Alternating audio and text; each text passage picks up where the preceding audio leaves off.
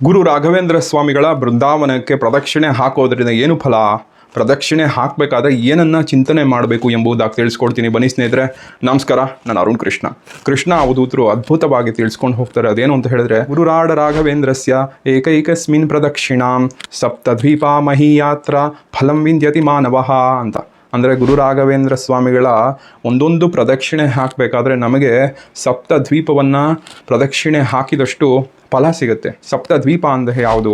ಜಂಬೂದ್ವೀಪವನ್ನು ಭಾರತ ಅಂತ ಕರೀತಾರೆ, ಶಾಲ್ಮಲಿಯನ್ನು ಆಸ್ಟ್ರೇಲಿಯಾ ಅಂತ ಕರೀತಾರೆ, ಪ್ಲಕ್ಷ ದ್ವೀಪವನ್ನು ಸೌತ್ ಅಮೇರಿಕಾ ಅಂತ ಕರೀತಾರೆ, ಕ್ರೌಂಚ ದ್ವೀಪವನ್ನು ನಾರ್ತ್ ಅಮೇರಿಕಾ ಅಂತ ಕರೀತಾರೆ. ಈ ಥರ ಸಪ್ತದ್ವೀಪಗಳ ಸುತ್ತಿದಷ್ಟು ಫಲ ನಮಗೆ ಕೊಡ್ತಾರಂತೆ.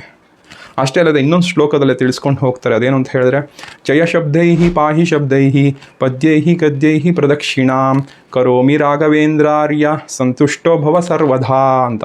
ಅಂದರೆ ಪ್ರದಕ್ಷಿಣೆ ಹಾಕಬೇಕಾದ್ರೆ ಜಯ ಜಯ ರಾಘವೇಂದ್ರರೇ, ಪಾಹಿ ಪಾಹಿ ರಾಘವೇಂದ್ರರೇ ಅಂತ ಹೇಳಬೇಕಂತೆ. ಜಯ ಜಯ ರಾಘವೇಂದ್ರರೇ ಅಂದರೆ ಜಯವಾಗಲಿ ರಾಘವೇಂದ್ರರೇ ಅಂತ, ಪಾಹಿ ಪಾಹಿ ರಾಘವೇಂದ್ರರೇ ಅಂತ ಹೇಳಿದ್ರೆ ನಮ್ಮನ್ನು ರಕ್ಷಣೆ ಮಾಡಿ ರಾಘವೇಂದ್ರರೇ ಅಂತ. ಅಥವಾ ನಿಮಗೆ ಗೊತ್ತಿರುವಂಥ ಶ್ಲೋಕವನ್ನು ಹೇಳುತ್ತಾ ಪ್ರದಕ್ಷಿಣೆ ಹಾಕೋದ್ರಿಂದ ಬೇಗ ರಾಯರು ಅನುಗ್ರಹ ಮಾಡ್ತಾರೆ ಅಂತ ಕೃಷ್ಣ ಅವಧೂತರು ರಾಘವೇಂದ್ರ ತಂತ್ರದಲ್ಲಿ ತಿಳಿಸ್ಕೊಂಡು ಹೋಗ್ತಾರೆ. ಪ್ರಮಾಣವನ್ನು ಕಮೆಂಟ್ ಸೆಕ್ಷನಲ್ಲಿ ಹಾಕಿರ್ತೀನಿ, ನೋಡ್ಬೋದು. ಮುಂದಿನ ಸಂಚಿಕೆಯಲ್ಲಿ ಪ್ರದಕ್ಷಿಣೆ ಎಷ್ಟು ಹಾಕಬೇಕು, ಯಾವ ದಿಕ್ಕಿಗೆ ನಮಸ್ಕಾರವನ್ನು ಮಾಡಬೇಕು ಎಂಬುದಾಗಿ ತಿಳಿಸ್ಕೊಡ್ತೀನಿ. ಎಲ್ರಿಗೂ ಒಳ್ಳೆಯದಾಗಲಿ. ನಮಸ್ಕಾರ.